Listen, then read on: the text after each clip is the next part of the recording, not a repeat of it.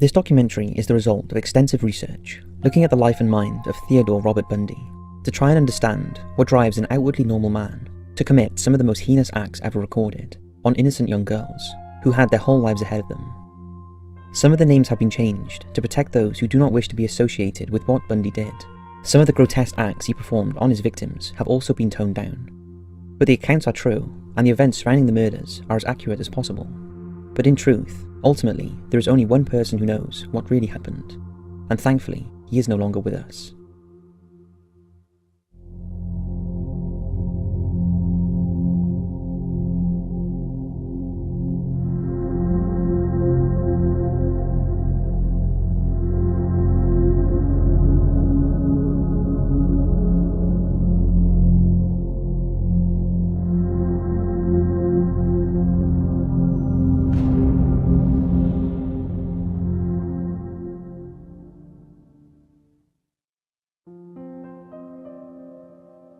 Theodore Robert Cowell was born in Burlington, Vermont on the 24th of November 1946. His mother Louise was unmarried, and her pregnancy was the result of a fling with a sailor called Jack Worthington, who abandoned her once he learned of her condition.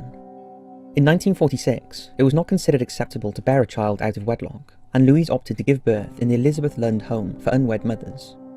The delivery was uneventful, and Ted was a normal, healthy baby. Soon after birth, Louise returned to her family in Philadelphia, who, despite the stigma at the time, welcomed her and her baby back into their home. However, it's thought that for a period of time during his childhood, Ted believed his grandparents were his mother and father, and his mother was his sister. It was also thought that although Ted spoke fondly of his grandfather, it was rumoured that there was a far darker side to him, a side that the vulnerable young Ted was exposed to from an early age. His grandfather had a violent temper that often culminated in physical violence, and was known to be abusive to animals. He also had a disturbing collection of pornography that young Ted had discovered and viewed from a very young age. Family members remember that Ted displayed some very unusual behaviours even as a young child. On one occasion, when he was just 3 years old, his aunt woke to find Ted had placed kitchen knives all around her body as she slept. He was also known to scare family members with his sudden personality change, when for no reason he could turn from a sweet little boy into an unrecognisable entity. In 1949, Ted's mother inexplicably changed her son's surname from Cowell to Nelson. Many years later, Louise revealed the reason for this was that she intended on moving out of the family home to live with her uncle, Jack, in Washington. His surname was also Cowell, so to protect her son from ridicule, she decided to change it. In 1951, Louise and Ted moved in with Uncle Jack, and the boy became quite close to him. It wasn't long before Louise met and married John Bundy, a war veteran and cook. He soon adopted Ted, who took his now infamous surname. After a brief move to the country, the family later settled in Tacoma, where Bundy spent the rest of his childhood. His mother's union with John bore a further 4 children, 2 daughters and 2 sons.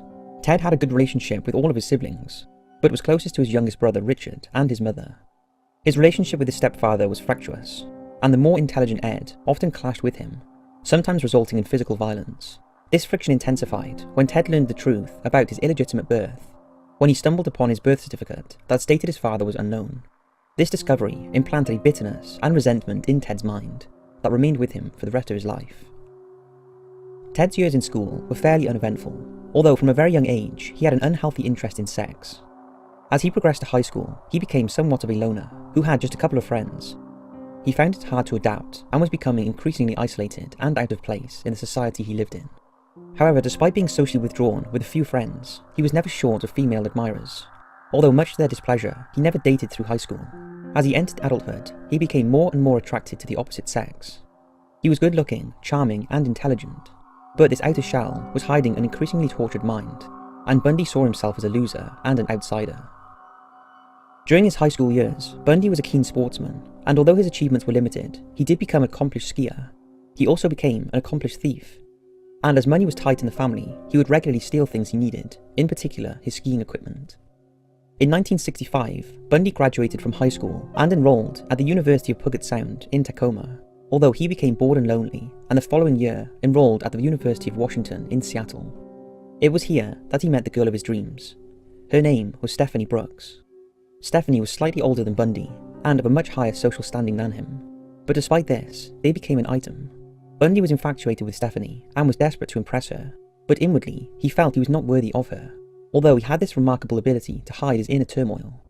Stephanie finally ended the relationship in 1968, and this is when Bundy's already fractured mind began to unravel.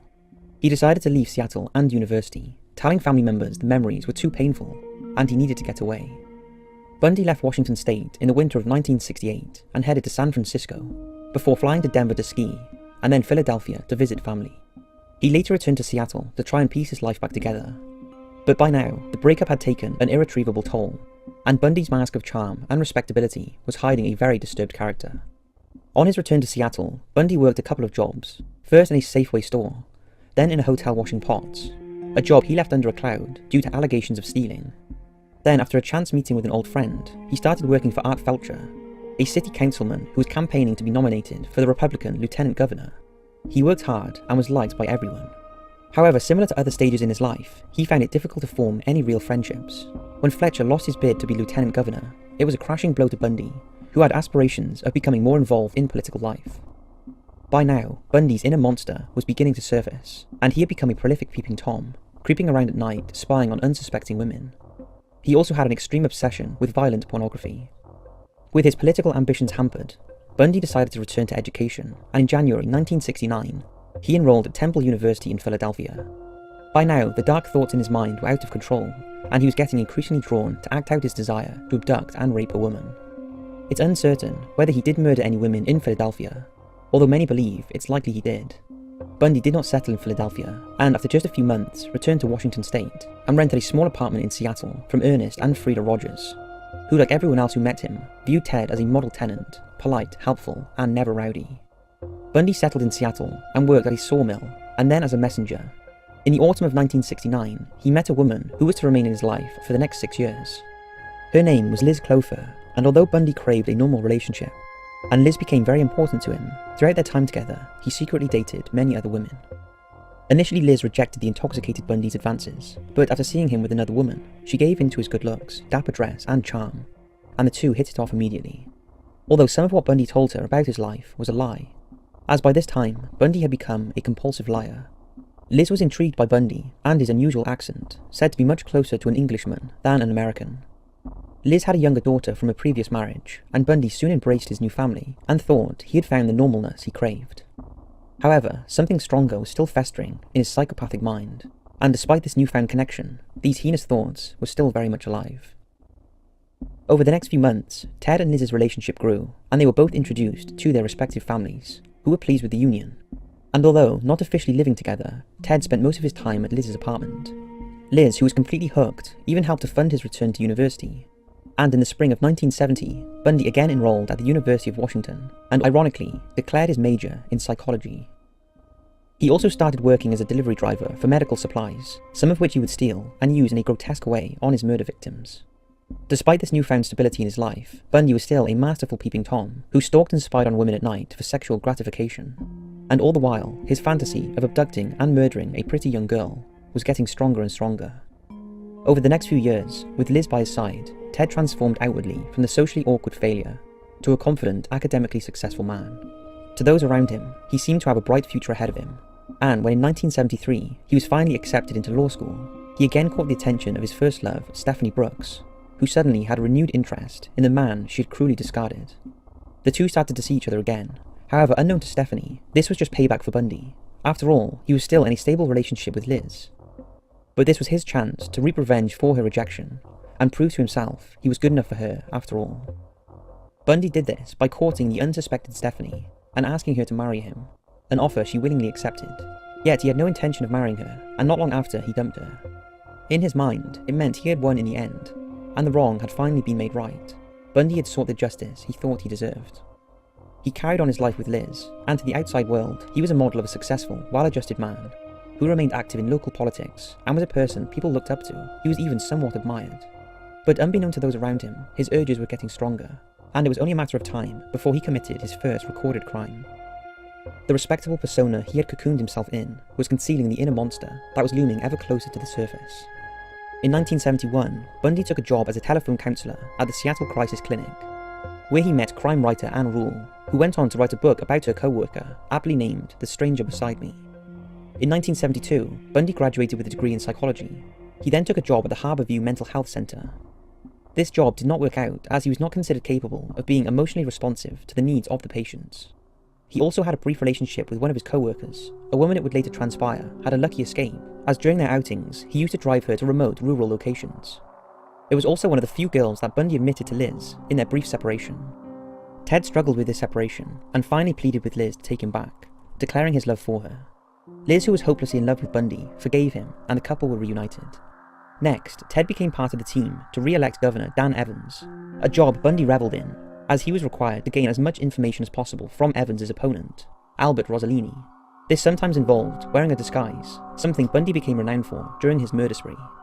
This new venture into politics saw Bundy rub shoulders with some of the most prominent figures in Washington state politics. But Bundy's nocturnal behaviour was increasing, and he would regularly roam the back streets at all hours of the night, planning his next move. Liz was also noticing a change in the man she adored, and on one occasion, she discovered surgical gloves in his pocket. Little did she know of the madness in her man's mind, and the horrific consequences of it. His urges were now so strong that it was only a matter of time before he acted out his inhuman fantasies and what he had been planning most of his life. In 1973, after a brief and unsuccessful stint at the University of Puget Sound in Washington, Bundy made the decision to move to Utah the following summer and enter the University of Utah Law School.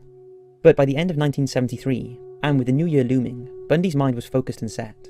He was about to ignite a wave of terror unlike any other, as he finally unleashed his sadistic thoughts and made them a reality, meaning no woman within his reach was safe.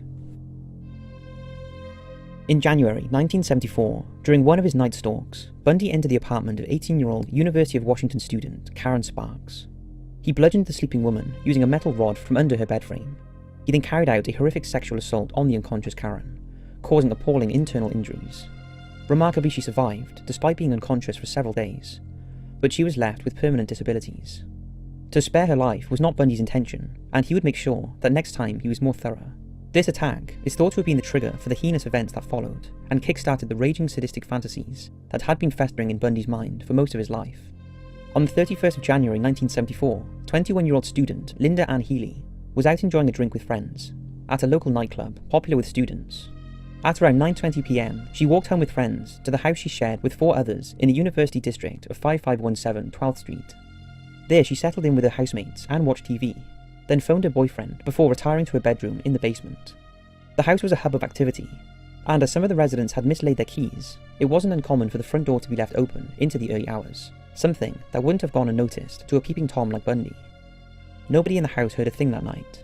They were not alerted to anything being wrong until Linda's alarm clock went off the next morning, and her employers called to ask why she hadn't turned up for work. After checking her room, her bed was uncharacteristically neatly made, but there was no sign of Linda. It wasn't until the evening that Linda's concerned parents alerted the police, who initially were not concerned, thinking it was just another unpredictable student who had made a spontaneous decision to visit someone without informing anyone. It wasn't until much later that night that they even searched her room after one of her roommates received 3 silent phone calls. After pulling back the covers of her bed, bloodstains were found, and some clothes were missing. It was becoming apparent that someone had entered the house through the unlocked front door, attacked Linda, rendering her unconscious before hanging up her nightgown and gathering up a change of clothes before carrying her out into the night to an unknown location. From this point, no women within the area were safe. However, sadly for some, they were unaware of this, and that was the case for Bundy's next victim. Her name was Donna Gail Manson, a 19-year-old student from the Evergreen State College in Olympia. Donna had little interest in her studies and was an unpredictable, unreliable student who liked to party and often did not attend class. Her fondness of alcohol and marijuana would often make her vulnerable, and she was known to hitchhike and stay out all night. On the evening of March 12, 1974, Donna left her dormitory at around 7 p.m. with the intention of attending a jazz concert held on campus. Sadly, she never made it. Donna vanished before reaching the campus, snatched by Bundy as she made her way to the gig. For her friends, her no-show and disappearance were typical of Donna, and she wasn't reported missing until 7 days later. Just over a month later, a young lady called Kathleen Cara D'Alivo had an unnerving encounter with a stranger in the car park at the Central State Washington College, where she was a student. It was around 10 p.m, and Kathleen had just left the library and started walking to her car when she heard the sound of something being dropped on the pavement.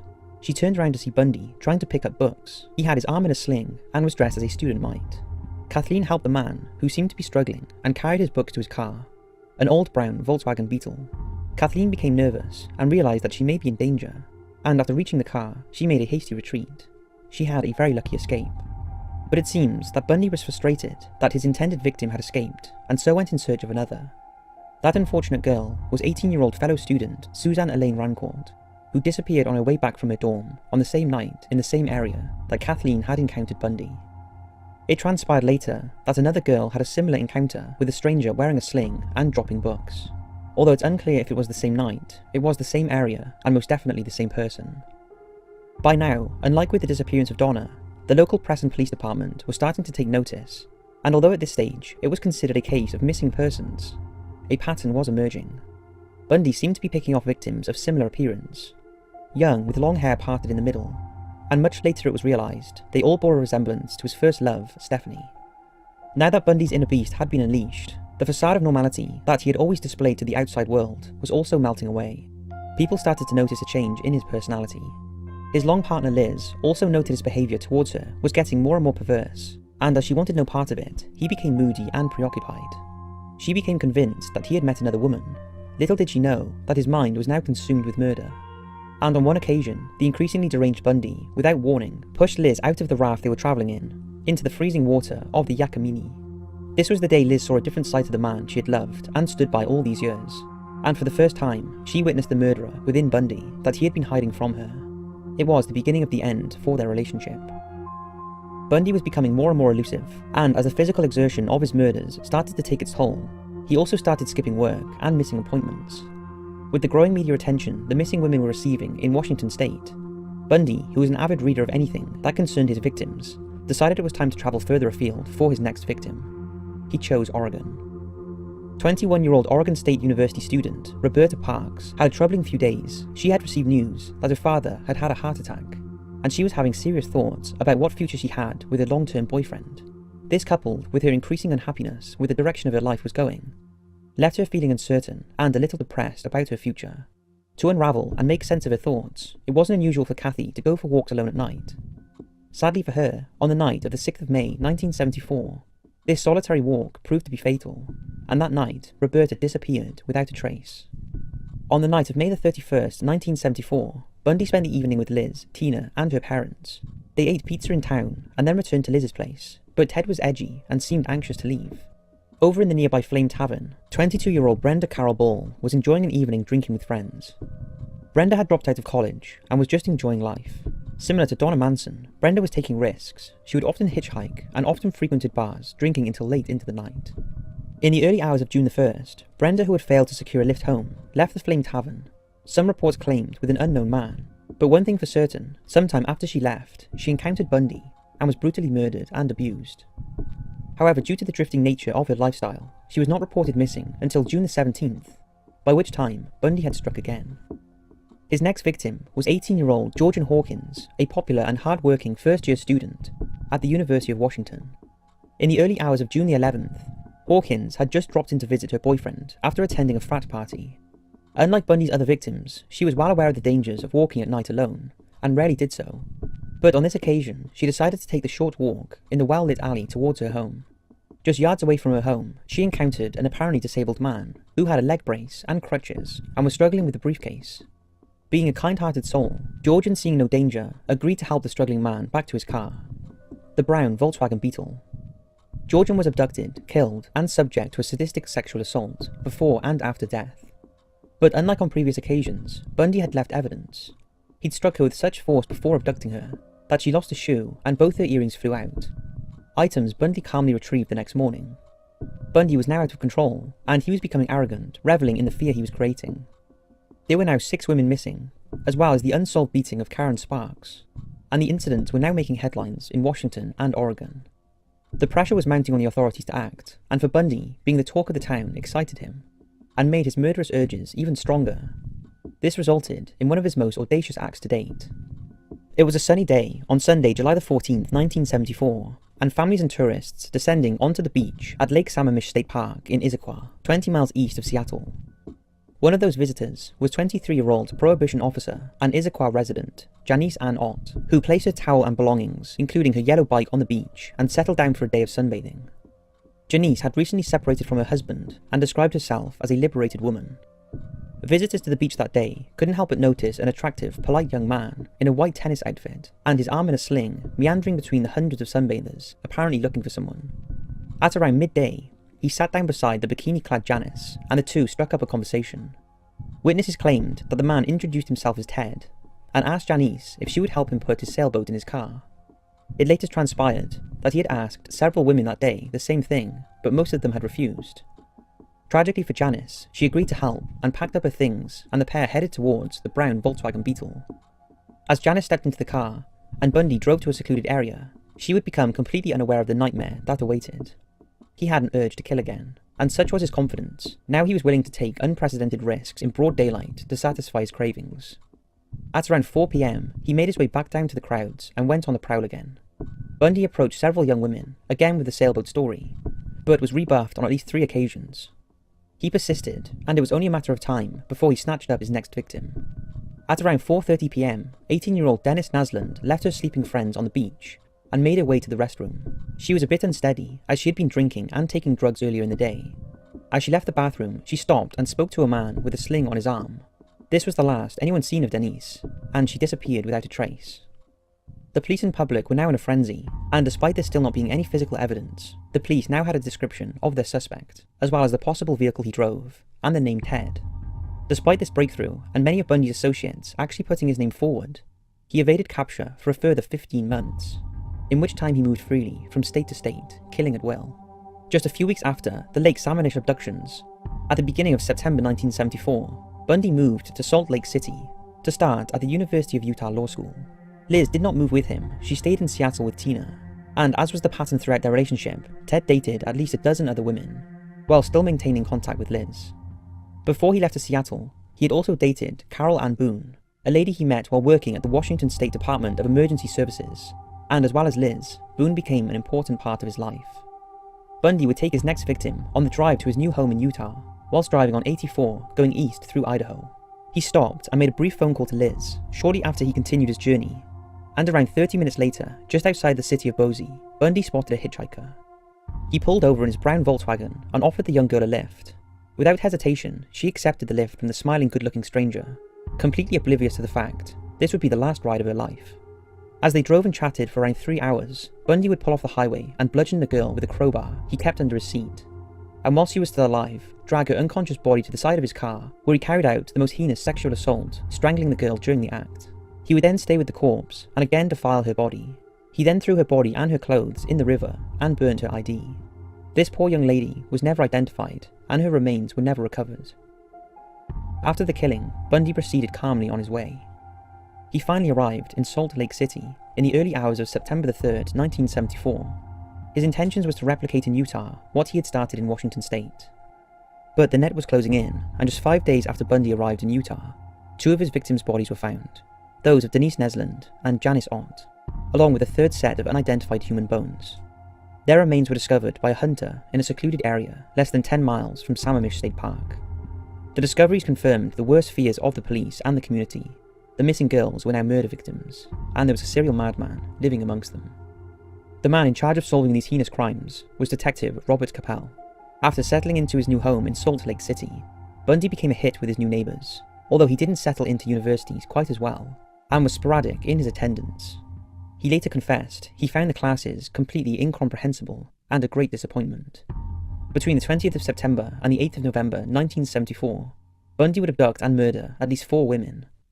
He was now far away from the frenzied investigation in Washington State, and was free to fulfill the most desirable thing in his life, the need to commit murder. The first known murder during this period was on October the 2nd, when Bundy abducted 16-year-old Nancy Wilcox from a suburb in Salt Lake City. He dragged her into a wooded area where he assaulted and strangled her, before burying her 200 miles away, somewhere near Capitol Reef National Park, although her remains have never been found. His next victim was 17-year-old Melissa Smith, who disappeared on October the 18th after leaving a pizza parlour. Melissa was the daughter of a local police chief, and her body was found 9 days after her abduction in a mountainous area close to where she had been last seen. Less than 2 weeks later, 17-year-old Lehigh Emmy also went missing, and her body was found 9 miles away in American Fork Canyon. Both women had been beaten and subject to vile rapes before being strangled with nylon stockings. However, unlike some of his other victims, it was thought likely Bundy kept these 2 alive. most likely unconscious, and used their lifeless bodies as playthings for his own sexual gratification, possibly taking them back to his apartment, until he finally finished them off and dumped their bodies. Bundy seemed to be pushing the boundaries even further in his relentless pursuit of his euphoria, and it was thought that both Lehigh and Melissa had been washed and had makeup and nail polish applied to them by Bundy, either pre or post-mortem. The final known victim during this 6-week killing spree was 17-year-old Deborah Kent, a student at Viewmont High School in Bountiful. However, before Deborah met her horrific end, Bundy had unsuccessfully tried to abduct another girl, 18-year-old telephone operator Carol Daronge. This time Bundy posed as Officer Rosland of the Murray Police Department. After luring Carol into his Volkswagen, she realised she was in danger and put up a strong fight. She managed to escape when Bundy bungled his attempt at handcuffing her. After the incident, Ted was frustrated and in predatory mode, and there was only one way to alleviate this. He immediately sought another victim. As he headed towards Bountiful, he remembered that Viewmont High School was hosting a musical. He saw this as a perfect opportunity. He parked his Volkswagen in the school parking lot and scanned the area before making the brazen decision to enter the school auditorium.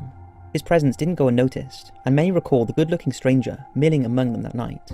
The concert was overrunning, and Deborah Kent, who was sat with her family, had to leave to pick up her brother.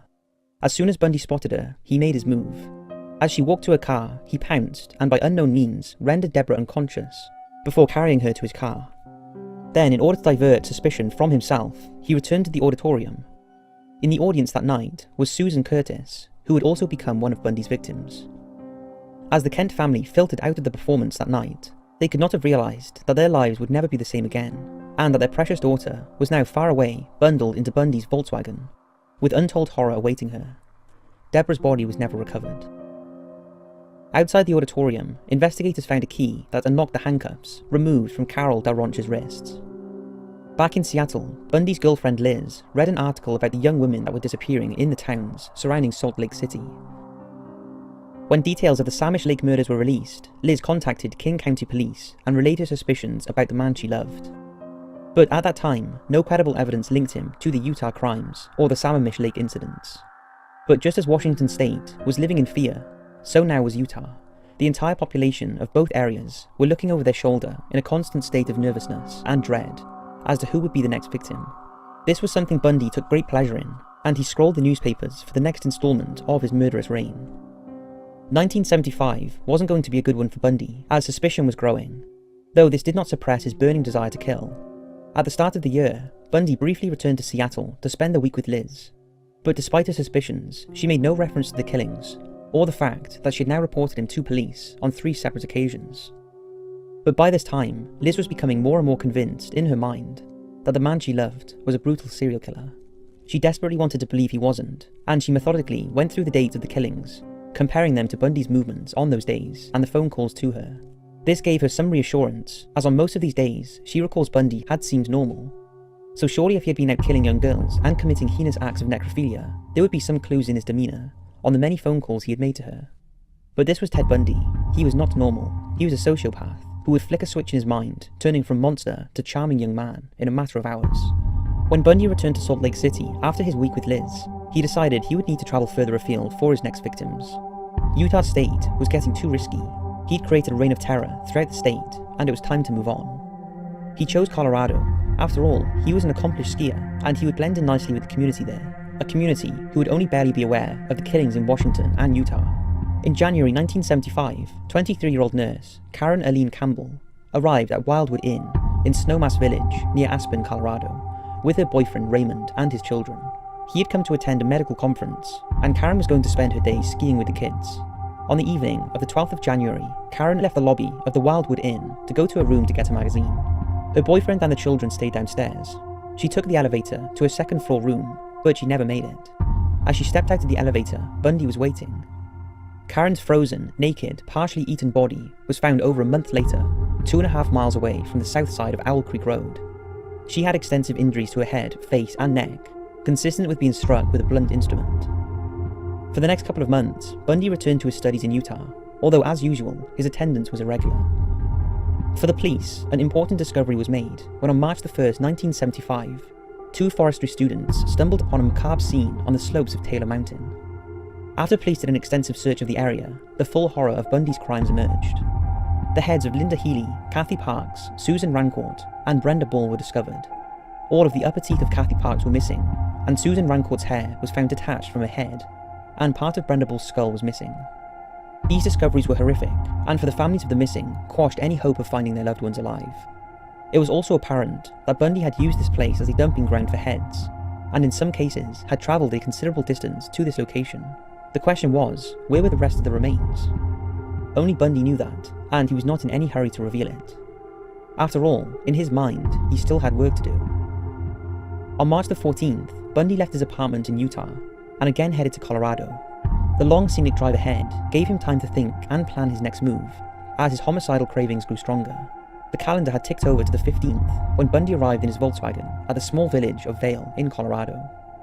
At around 9 p.m. that evening, 26-year-old part-time ski instructor Julie Cunningham left her apartment to take the short walk to a nearby tavern, where she was due to meet friends.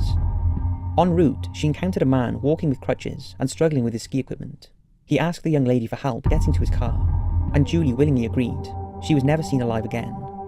Bundy bludgeoned her and took her to a secluded area where he sexually assaulted her and dumped her naked body under a tree. Bundy later admitted he drove back to the dead body on more than one occasion in the following days and committed necrophilia before finally burying her. Her body was never found. Bundy was on the road again, and on April the 6th, 24-year-old Denise Oliverson disappeared near the Utah-Colorado border in Grand Junction. Denise had had an argument with her boyfriend and had decided to ride a yellow bike over to her parents' house. Somewhere en route, Bundy abducted her, killed her, and dumped her body in the Colorado River. It's unclear if Bundy was disrupted or thought it was too risky, as it was unusual for him to dump a body this way, as he liked to return to the corpse later. Her body was never recovered, but her bike and sandals were. On his return to Salt Lake City, Bundy remembered to send Liz flowers for her 30th birthday. Although this thoughtful gesture did nothing to alleviate the growing fear and confusion in Liz's mind that her lover was potentially a sadistic serial killer. However, despite reporting her concerns again to the police, they seemed no closer to apprehending him, even though he was on their list of 100 suspects. The 4 states that Bundy had now struck in were starting to compare notes, and a pattern was emerging. It was their belief that it was possible that a single perpetrator was responsible for all of the known murders and disappearances. At the beginning of May, Ted was on the hunt again. This time he headed north, towards Idaho. By his standards, quite a short run of around 160 miles.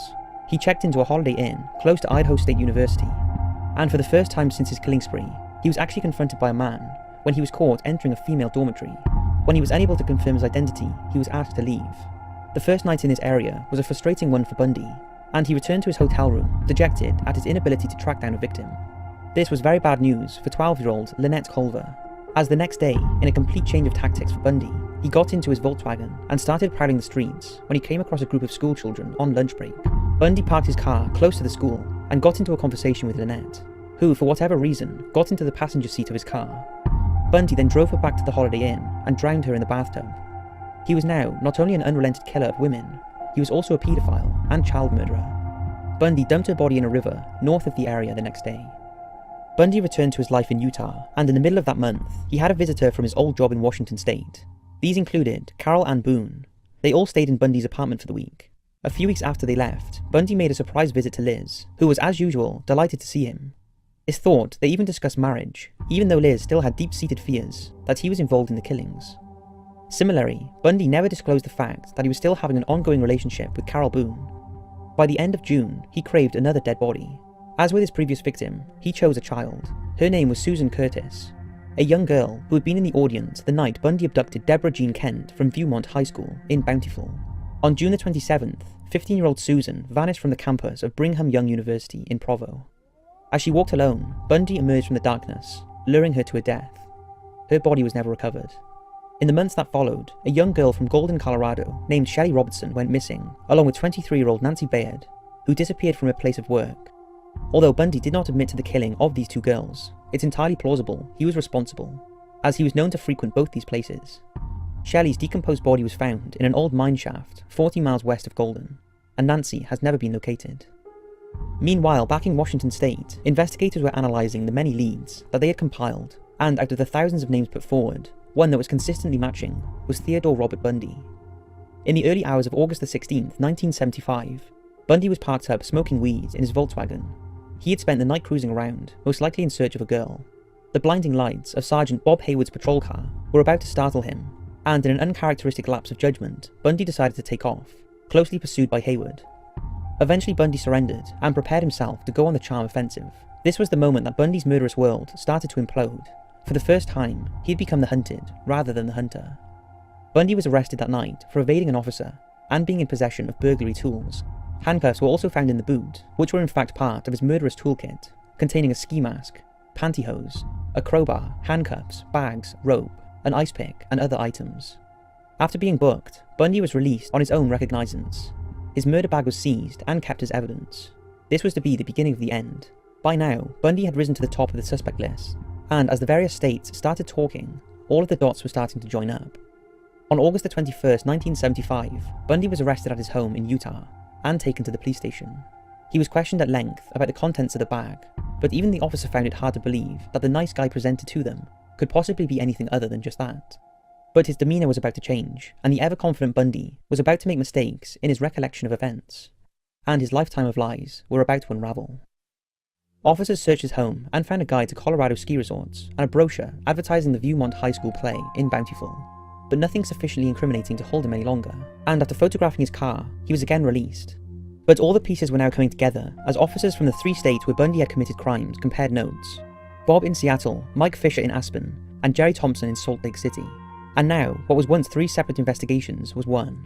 Crucial pieces of evidence were going to seal the deal, and it would come from one that got away, Carol DeRonch. After she was shown photos of the Volkswagen Beetle and a mugshot of Bundy, Carol thought it was the man posing as Officer Rosland on that terrifying day back in 1974. More importantly, she also agreed to attend a lineup. Shortly after his release, Bundy sold his Volkswagen Beetle to a teenager, but the vehicle was impounded by the police, dismantled and searched, and despite Bundy being obsessive about cleaning the car, they were able to retrieve hair matching samples obtained from Karen Campbell, Melissa Smith and Carol DeRonch. On October 2nd, 1975, Bundy was put in a lineup and was immediately identified by DeRonch as the man who tried to abduct her. He was also picked out by witnesses from Bountiful, who recognised him as the unknown stranger lurking around the Viewmont School auditorium on the night Deborah Kent disappeared. Despite there being insufficient evidence to link him to Deborah's murder at the time, there was more than enough to charge him for the attempted abduction of DeRonch. Bundy was arrested and charged, but freed on $15,000 bail paid by his parents. Whilst on bail, Bundy was under heavy surveillance, and he returned to Seattle, where a lot of his old friends and colleagues believed in his innocence. He also set about wooing Liz back, and it succeeded, because although in the past she had spoken extensively to the police in December of that year, it was reported that she would no longer be cooperating with the authorities. Bundy had won her, and she now believed he was innocent. For the next few months, until his trial in February 1976, Bundy played cat and mouse with the authorities as they tried to keep tabs on him. They were convinced he was their murderer, but there was insufficient evidence at the moment to pin any of it on him. At his trial, he was found guilty of the kidnap and assault of DeRonch. The courtroom was packed with not only many of Bundy's supporters, but also members of the families whose daughters had been horrifically murdered.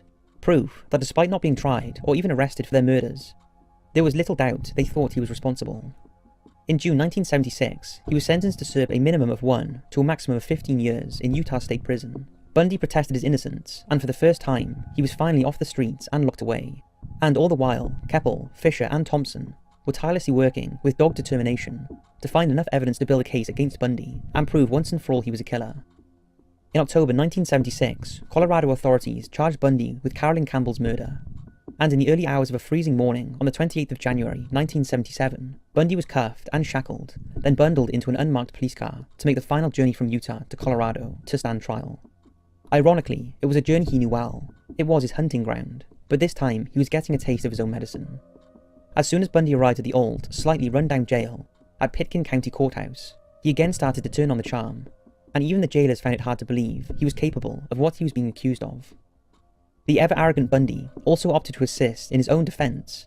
An action that Bundy would have been well aware of would give him access to the law library and other special privileges. He was later moved from Pitkin to Glenwood Spring Jail 40 miles away, meaning he had to be transported for his hearings. The ever-cunning Bundy now only had one thing on his mind: how he could use this to his advantage and plan his escape. That moment came in June 1977, when Bundy asked to visit the courthouse law library to research his case. He opened a window and jumped from the second floor, spraining his right ankle as he landed, but he was once again free. It didn't last long, as just 6 days later, he was pulled over in a car he had stolen and was recaptured. Having a taste of freedom, Bundy was now intent on making another escape bid. And after meticulous planning and help from inmates and visitors, in particular Carol Ann Boone, he acquired a hacksaw and $500. After losing £35, he cut a hole in the ceiling of his cell and wriggled through the crawl space. On the night of the 30th of December 1977, he again successfully escaped. It was not noticed until 17 hours later, by which time he had made it to Chicago. In a shocking twist, the madman was at large again, and he had one thing on his mind. Despite admitting later that his initial intention was to get a job and dissolve undetected into society, the urge to kill was too strong, and after making his way to Florida, less than a week later, on January the 15th, 1978, Bundy went on a rampage. He entered Florida State University's Chi Omega sorority house through a rear door with a faulty lock. He then proceeded to bludgeon 21-year-old Margaret Bowman before choking her with a nylon stocking. He then entered the bedroom of 20-year-old Lisa Levy and beat her unconscious, then sexually assaulted her. In an adjoining bedroom, he attacked Kathy Kleiner, breaking her jaw, then moved on to Karen Chandler. These frenzied attacks took place in the space of just 15 minutes. After leaving the house, Bundy broke into an apartment 8 blocks away and attacked student Cheryl Thomas, causing extensive head injuries. She was left with permanent deafness. On her bed, police found bodily fluids and a pantyhose mask containing 2 hairs matched to Bundy's. By now, Bundy, who was going by the name Chris Hagen, was living on stolen credit cards and living at boarding houses near the Florida State University. He was also on the FBI list of the 10 most wanted people. Just a few weeks later, Bundy stole a van and drove 100 miles to Jacksonville, where he approached 14-year-old Leslie Parmenter in a parking lot. She had a lucky escape, as Bundy retreated when Leslie's older brother arrived. But this left Bundy frustrated, and that afternoon, he drove 60 miles to Lake City, where he stayed the night. The next morning, 12-year-old Kimberly Leach disappeared from her school. 7 weeks later, after an extensive search, her partially mummified remains were found in a pig shed 35 miles away. Just a few days later, Bundy, aware that the police were on his tail, stole a car and headed west across the Florida Panhandle. 3 days later, at around 1 a.m, he was stopped by a police officer, David Lee. After a struggle, Bundy was finally apprehended. In his stolen vehicle were 3 sets of IDs belonging to female FSU students and 21 stolen credit cards. At the time, Lee was unaware that he had captured one of the most wanted fugitives in America. He recalls that while driving Bundy to the police station, he said, "I wish you had killed me." Bundy knew it was over for him, and although he kept the pretense of false identity, it was only a matter of time before he was unmasked. But the ever-manipulator would only reveal his true identity on his terms, and that included negotiating the use of a telephone for a 2-hour period. He used part of that time to call Liz, and he warned her when the news broke it was going to be big. In the subsequent calls to Liz, he also explained his actions as a sickness he couldn't control. She realised at this point that her suspicion had been correct all along. Bundy was charged and stood trial in Miami for the Chi Omega homicides and assaults. The trial was front-page news and was the first trial that was televised nationally in the US. But as in previous hearings, Bundy wanted control and insisted on handling his own defence. This was a fatal mistake. After all, he was in Florida now, and he was facing a death sentence. In a bizarre move, Bundy rejected a plea bargain that would have him plead guilty in return for a 75-year prison sentence. Instead, he chose to go on trial. However, the evidence was overwhelming, and the jury deliberated for less than 7 hours before convicting him on July 24th, 1979, of the murders of Margaret Bowman and Lisa Levy, all 3 counts of attempted first-degree murder of Kathy Klein, Karen Chandler, and Cheryl Thomas, as well as 2 counts of burglary. Trial judge Edward Cowart imposed death sentences for the murder convictions. But Bundy, despite knowing he had murdered at least 36 innocent women, refused to show any remorse or acknowledge his guilt, telling Judge Cowart, "I find it somewhat absurd to ask for mercy for something I did not do. So I will be tortured for, and suffer for, and receive the pain for the act, but I will not share the burden of guilt." Judge Cowart then proceeded to sentence Bundy to death by electric chair. Bundy would now fight for his life, just like his poor terrified victims. But ultimately, despite years of appeals, the outcome was inevitable. In 1980, a second trial took place in Orlando for the abduction and murder of Kimberly Leach. Bundy was again found guilty. On February 9th, 1980, during the penalty phase of his trial, Bundy took advantage of an obscure Florida law, stating that a marriage declaration made in court in the presence of a judge constituted a legal marriage. Using this law, Bundy asked Carol Ann Boone to marry him.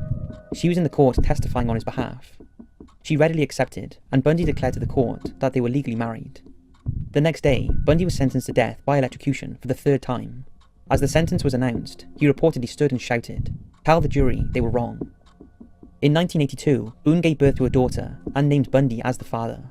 In the aftermath of his convictions, Bundy underwent multiple psychiatric examinations in an attempt to understand what makes a man commit such vile acts. But even the experts had a tough time trying to unravel the complex mind of Ted Bundy.